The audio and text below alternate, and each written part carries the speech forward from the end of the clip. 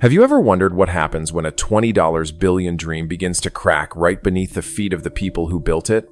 We often look at Dubai as a symbol of immortality, a place where money can bend even the harshest desert to its will. But perhaps even the most proud concrete structures cannot hide the truth that Dubai Mall now seems to be facing an unprecedented crisis. Imagine a retail city that once welcomed 111 million visitors, now struggling under the weight of debt, technological gaps, and an increasingly unstable geopolitical reality. Is the glamour you see on social media a sign of real prosperity, or just a sophisticated facade covering a system that is rotting from within? Why would an empire protected by 1,300 AI cameras and backed by massive bailouts be shaken at its very foundation in less than 30 days? Today, we're going to dissect the deterioration of one of the world's leading consumer icons. You probably remember November 2008, don't you? That was when most of us were holding our breath watching the red charts on the New York Stock Exchange, as giants like Lehman Brothers collapsed and trust in the financial system was shaken to its core. Yet, in a distant corner of the desert, that was exactly when they chose to cut the ribbon on a 13 million square foot retail city. It seems the concept of tightening the belt didn't exist in the vocabulary of those who built Dubai Mall. Have you ever wondered how you build a massive aquarium or an Olympic-sized ice rink in a place where the outdoor temperature can fry an egg? The answer likely lies in the $20 billion price tag. But this wasn't just construction cost. In a way, it represented a model of borrowing from the future to fund the vanity of the present. At the time, Dubai's total debt was estimated to have reached $112 billion, about 140% of its GDP, a figure that would make any clear-headed financial manager on Wall Street shudder. Trying to sustain a project the size of 200 football fields while global cash flow was frozen seemed like an act of pure arrogance. It's like trying to buy a shiny Rolls-Royce on a credit card when you can't even afford a gallon of gas. Yet, when the specter of bankruptcy loomed, oil-rich Big Brother Abu Dhabi stepped in with a $20 billion emergency bailout. It was an expensive oxygen tank, but it also seemed to come with another price: dependency. From a symbol of independence and ambition, Dubai Mall inadvertently became proof of just how fragile that prosperity was without external support. You might agree that records of size or visitor numbers are sometimes just figures used to mask a harsher reality. Data shows that at the very time Dubai Mall opened, real estate prices there had already dropped by as much as 64% from their peak. More than 1,000 retail brands, including big names you'd typically see in upscale American malls like Apple, Nike, and Tiffany & Co. entered those luxurious spaces with hands trembling more from anxiety than hope. They built a consumer labyrinth on the belief that international tourists would never stop flying in.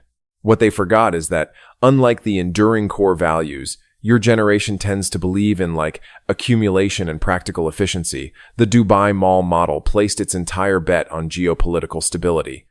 The remarkable recovery after 2008 and record numbers reaching 111 million visitors in 2024 seemed to create a kind of false confidence. While they were busy adding 240 more luxury stores and installing thousands of modern AI cameras, they appeared to ignore the ever-present curse of debt. Then came March 2026, when the sounds of drone explosions echoed and the illusion of a safe oasis began to fade. Only then did people realize that the taller the castle, the greater the shock when it collapses. Perhaps luxury has always been just a thin coat of paint, and when real disruptions hit, what remains is the eerie silence of empty corridors. What do you think about betting the future on something so superficial?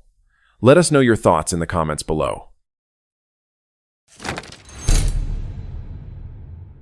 In 2024, Dubai Mall welcomed about 111 million visitors.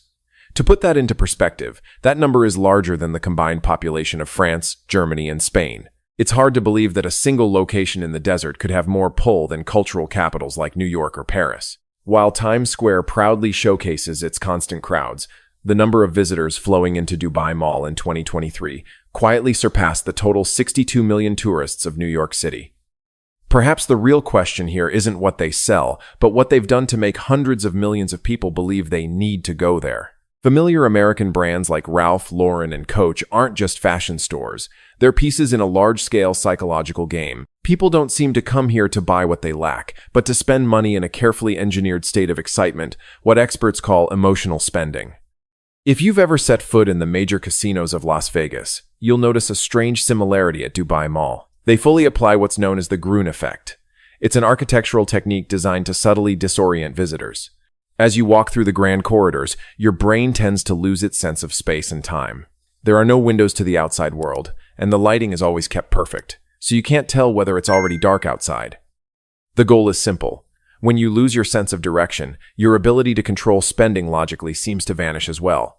You walk in just to look at a Tiffany & Co. watch, and a few hours later, you find yourself standing in front of a 155 million year old dinosaur skeleton with a bag from Estee Lauder in your hand, without really knowing why. Every path in this mini-city seems designed to lead you to a checkout counter.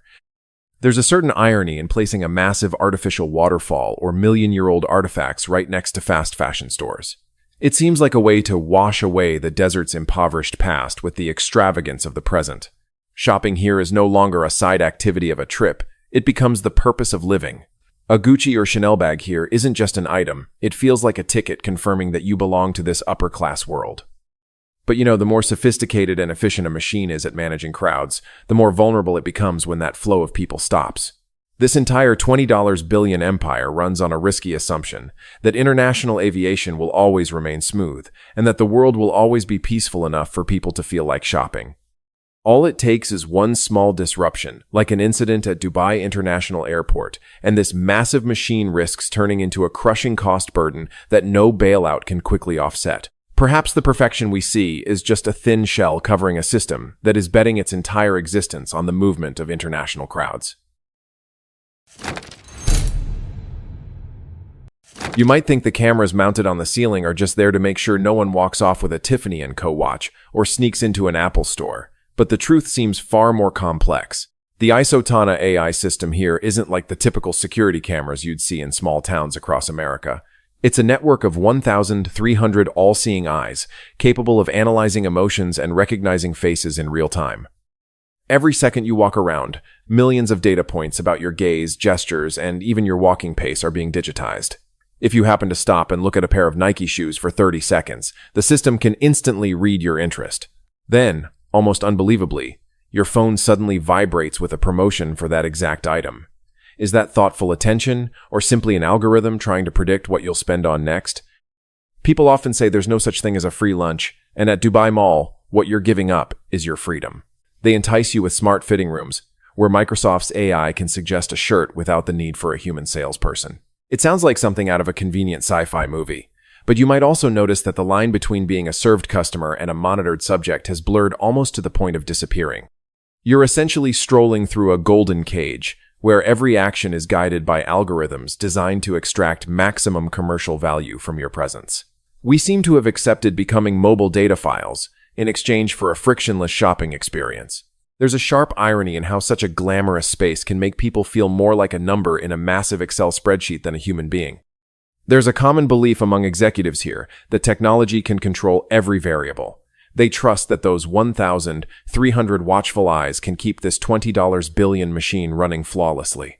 But reality in March 2026 seems to have thrown cold water on that arrogance. The most advanced algorithms can predict what colors you like, but they appear completely blind to geopolitical shifts or the wave of fear that spreads when the roar of drones fills the sky.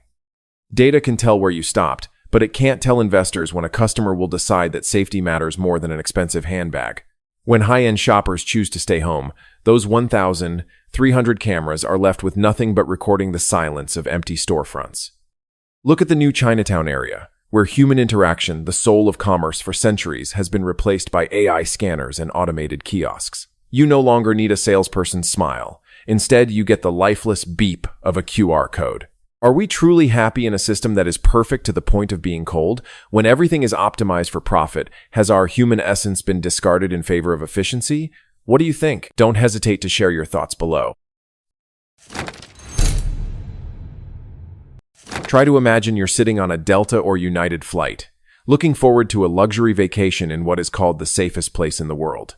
Then suddenly, Dubai International Airport, DXB, the lifeline of an entire empire, is paralyzed by the roar of drones. When the airport becomes a target, the entire Dubai Mall machine instantly loses its source of life. Without transit passengers, the glamorous stores of Nike or Apple suddenly feel out of place in the middle of the desert. But perhaps what truly shocks people isn't the numbers on the airport's display boards, but the image of the iconic Burj Al Arab with its exterior damaged. When a symbol of luxury is chipped away by fragments of conflict, the promise of a peaceful oasis seems seriously violated. International tourists don't spend tens of thousands of dollars just to buy an item. They're buying the feeling of absolute safety. Once that feeling is gone, there's no reason for them to keep paying the outrageous prices for luxury services here. Artificial intelligence can manage crowds and optimize revenue, but it cannot predict when a billionaire will decide to pull out all their capital and leave the city because the sky no longer feels calm. When physical risk appears, big data seems to become nothing more than meaningless numbers on a screen. The ultra-wealthy don't need shopping recommendation algorithms. What they need is peace of mind. And when Dubai can no longer provide that, they won't hesitate to move their presence to places like Singapore or even return to safer domestic communities in the United States. Can you believe it?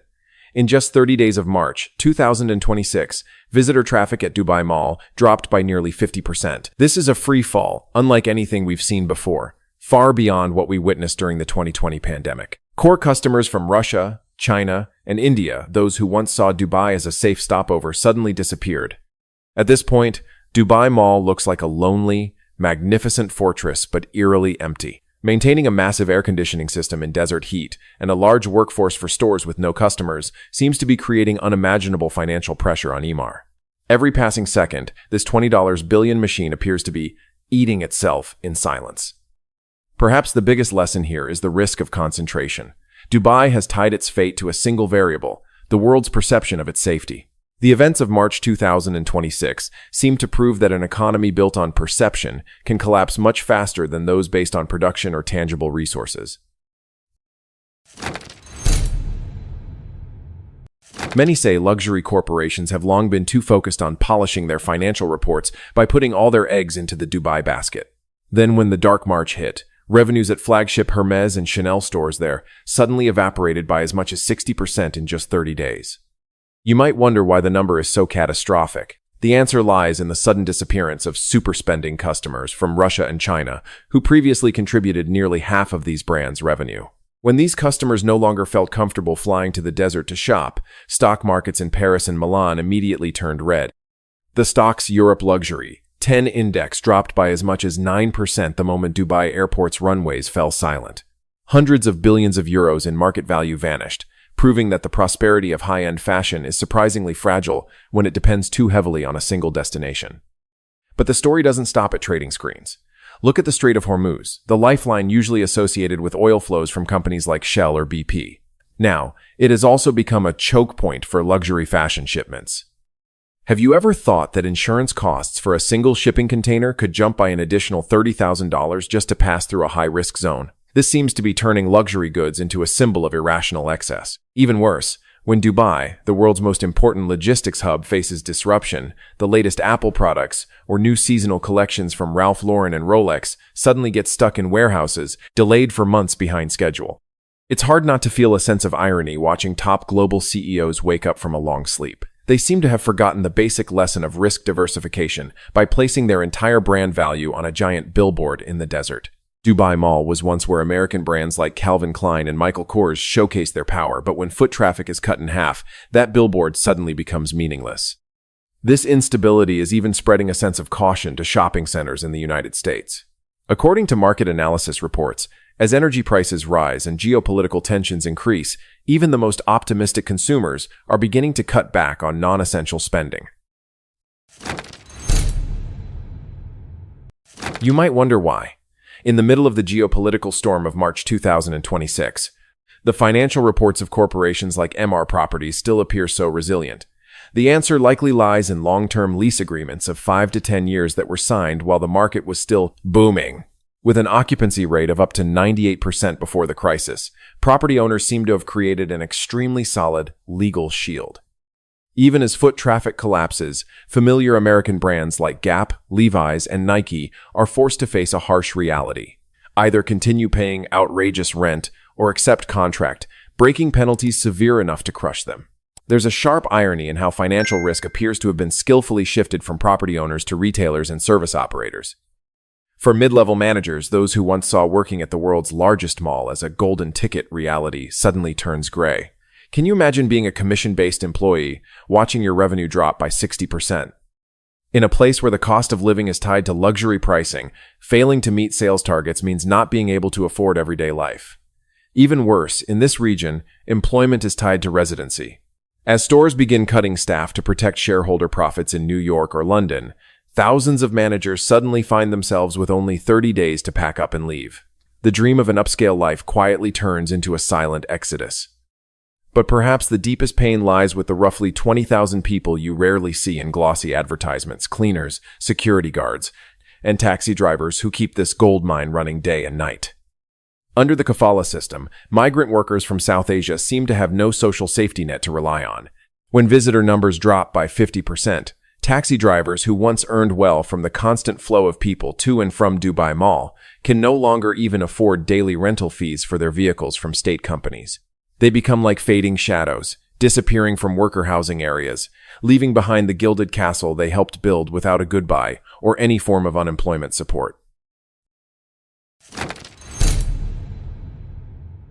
Walking through the halls of Dubai Mall, you might feel that luxury items once designed to shout their owner's wealth have suddenly become outdated, even risky in an unstable environment. High-end customers seem to be turning away from logomania and moving toward more fundamental values.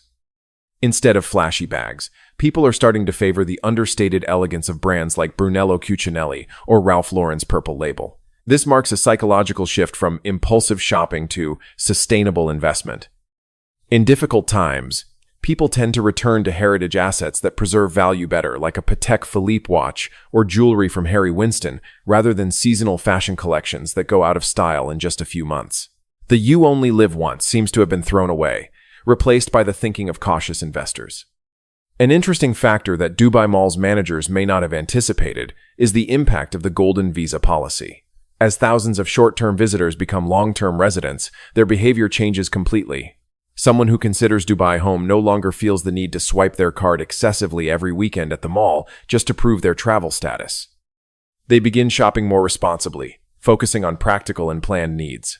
Instead of walking miles through a massive labyrinth, they seem to prefer ordering through Amazon or visiting discreet specialty stores. This shift quietly undermines the very foundation of an economic model built on excess and constant tourist flow. Turning customers into residents may be a smart policy move, but it becomes a critical blow to massive consumer machines like this. Isn't it ironic that flagship stores spanning thousands of square meters, once the pride of retail empires, are now turning into massive financial burdens? As customers begin to prefer privacy and personalized service, large, crowded, heavily monitored spaces become less appealing. Even American tech giants like Microsoft seem to be rethinking their strategies. Maintaining massive display spaces may no longer matter as much as creating more private, high-touch customer environments. The competition is no longer about who has the biggest store, but who can serve customers in the most refined way. To survive, retailers at Dubai Mall appear to be forced to shift from mass selling to appointment-based service, a form of hyper-personalization that high-end boutiques on Fifth Avenue have practiced for decades. The failure of the quantity over quality model shows that no matter how much you invest in a $20 billion mall, you still cannot control the mind of a consumer who has become more intelligent and cautious. It's hard not to feel a sense of irony when seeing Emaar Properties proudly showcase its LEED Platinum certification for its expansion areas. This is the highest standard for green buildings from the U.S. Green Building Council, but what does it really mean when it's placed on a structure that consumes as much energy as a small city? People talk about rooftop solar systems and recycling efforts, but perhaps they forget one small detail. To cool 13 million square feet of floor space in the blazing desert heat, the massive air conditioning system has to roar 24/7. Even major U.S. financial institutions with strict ESG standards like BlackRock seem to be growing skeptical. Trying to become green while the core business model still depends on flying millions of people halfway across the world just to shop seems like a contradiction that even the smartest AI algorithms can't fully explain. Just imagine this. They built air-conditioned pedestrian bridges, Link Bridge, stretching up to 2,500 feet from the metro station into the mall and promoted it as a sustainable transportation solution. But in reality, it's just another energy-intensive structure designed to fight against the 120-degree heat outside. While the world is moving toward 1 5-minute cities, Where people are connected to nature, here you're forced to walk miles through enclosed corridors, completely cut off from the ecosystem. When the economy slows down and operating costs surge, maintaining ideal temperatures in these endless hallways becomes a financial burden. You might even find it ironic when the once luxurious experience noticeably declines simply because operators are forced to cut electricity to save costs. They've brought in some of the most advanced water and waste treatment technologies from major American companies like General Electric, GE, and Honeywell. It sounds impressive, but there's a reality few people mention. The cost of maintaining and operating these sophisticated systems in the harsh, sand-filled desert environment is enormous. The larger the building, the more meaningless energy-saving efforts become if the core model built on excess doesn't change. You can't rely on advanced water filtration systems to offset the wastefulness of massive fountains in one of the most water-scarce regions on the planet. The green efforts in 2026 seem too little and too late to save a model built on the philosophy of more is better. Dubai Mall appears to be becoming a costly textbook lesson. You cannot use technology to fix a flawed economic philosophy. If it collapses, it may not just be due to the absence of tourists, but because the cost of maintaining this artificial existence has exceeded what both nature and finance can bear. Perhaps it's time to admit that human arrogance against nature always comes at a very high price.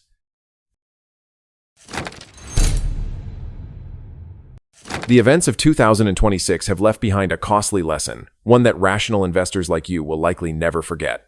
An economy that bets its entire existence on attracting international crowds to swipe their cards in a world full of geopolitical instability is an extremely fragile model. When planes stop taking off and AI all-seeing eyes become blind to harsh reality, that gilded castle suddenly reveals itself as a lonely fortress in the desert. The collapse of this symbol, if it happens, is not just a financial failure, it is a stark warning about the limits of human ambition. In the end, records of size or massive shopping centers cannot create sustainable value. Real value likely lies in self-reliance and peace of mind in the face of historical storms, things that no credit card, no matter how premium, can pay for. If you live in Dubai, or you had been planning to move there, or if you work in the luxury industry and have been watching this unfold in real time, the question I want to ask you is specific. Have the last few months changed your calculation? Not in the abstract, personally. Tell us in the comments what you are seeing on the ground that the reports are missing. Finally, please note that this video is not intended to predict the future, but rather to provide a different perspective on existing geopolitical risks.